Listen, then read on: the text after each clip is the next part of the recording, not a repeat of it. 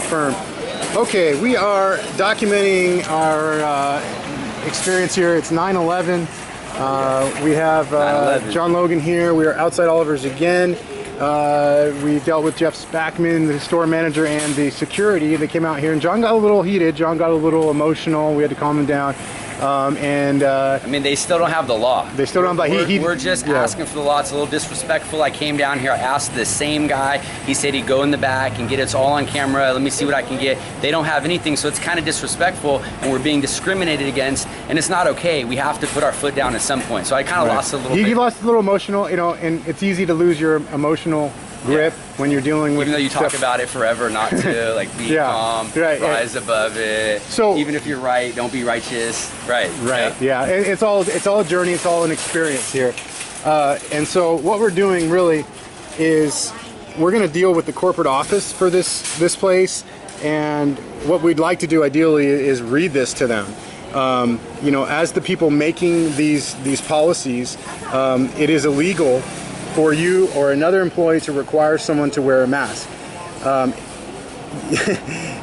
they can be reported to the Medical Licensing Board for violating Penal Code 2052. So there's a lot of things going on here as far as how it's not lawful to discriminate. And so, you know, we have California Civil Code 51B down here, and we have other penal codes that are being violated. And you know what? We also have the Constitution, so that, you know, any religious creed. What is it? The First Amendment of the Constitution? Yeah. First Amendment. Yeah. So allows us to. Here's the First Amendment. I just opened right up to it. How about that? First Amendment is Congress shall make no law respecting an establishment of religion or prohibiting the free exercise thereof. Boom. Okay. There it is. So for a lot of people, wearing a face mask or covering is a violation of their religious creed, and no law trumps the Constitution. And so you cannot prohibit the free exercise of your religious creed. And what we're seeing now is stores like this are doing that with their store policies, and we're just trying to get these stores to follow the law. And so we'll film if anyone's coming out and they want to talk. We just had a guy talk about veganism. We got into a good conversation about veganism because he saw my hat that says "fuck meat." But then what happened with the mask? But then he said, "Well, I support what you guys are doing," and I assumed that he was talking about the mask policy, and he was just talking. He probably thought we were vegan activists, which we are. Since you want to talk about that, but he wanted to talk about that, and I was getting through to him that. There's no reason to kill the innocent animals that are intelligence-wise on par with 3 or 4-year-old children who are innocent, etc.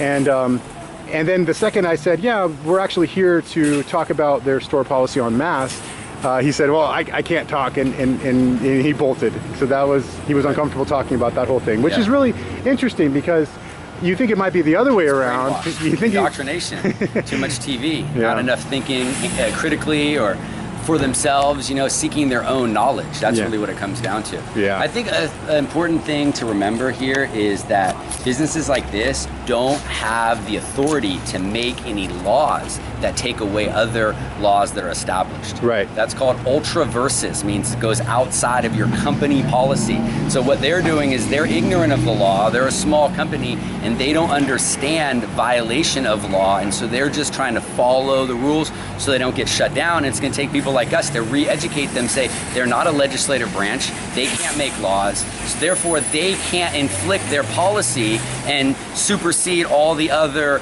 natural laws that we have from Creator and that we're protected from in all of these different places, constitutions. And another thing, John, is if you want to film me real quick, is oh, hold on, sorry. So, oh shit, it's okay. My bad. Okay. Yep. So the other thing is, a lot of these, we couldn't find the store policy for Oliver's online, but a lot of these stores like Costco and Trader Joe's, these big box stores, they're going to have their store policy online, so you can go on and read their store policy. And on their store policy, you'll see non-discrimination language.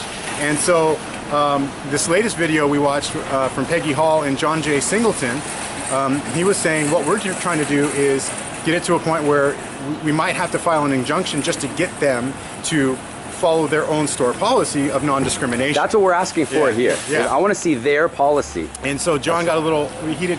ask the right asking way. them for the Right. law, and then there's nothing that they can provide, and they're saying just deal with this. They had their security guys step right in front. The security guy stepped in front. We had to calm John down. But the main thing is, what we're doing here, guys and gals, is we're just getting these stores to operate within the law and to not violate their own store policy that usually has clear non-discrimination language. And so you can't discriminate against people who have medical conditions or religious creeds, period. That's against the law. And store policy cannot trump statutory law. And that's all we're trying to do here. We're not trying to, we were actually coming from a place of education and wanting to preserve the rights we do have.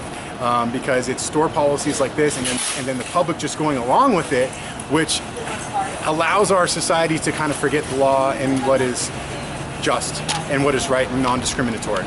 And so if we do this and more people like us do this, things will change. Well, the success, you've already had one store do it. I had 2 successes today. 2 successes. Pen Grove Market and Valley Ford Market.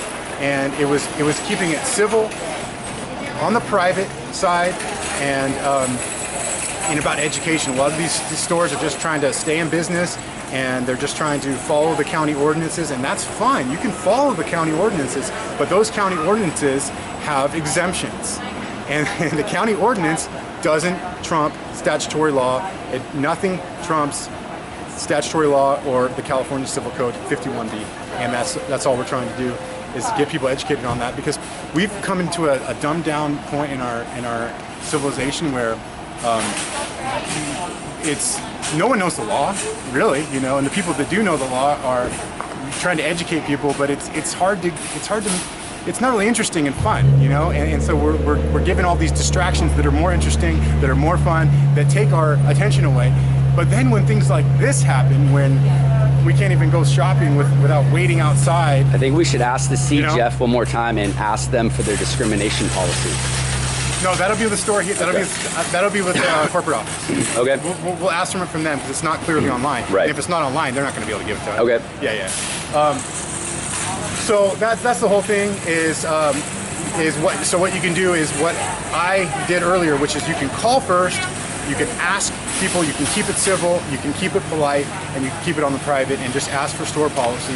And then if they don't have a store policy that shows the non-discrimination language, you can ask what their store policy is around face masks, and then you can educate them on the laws that prohibit discriminating against medical and religious creeds.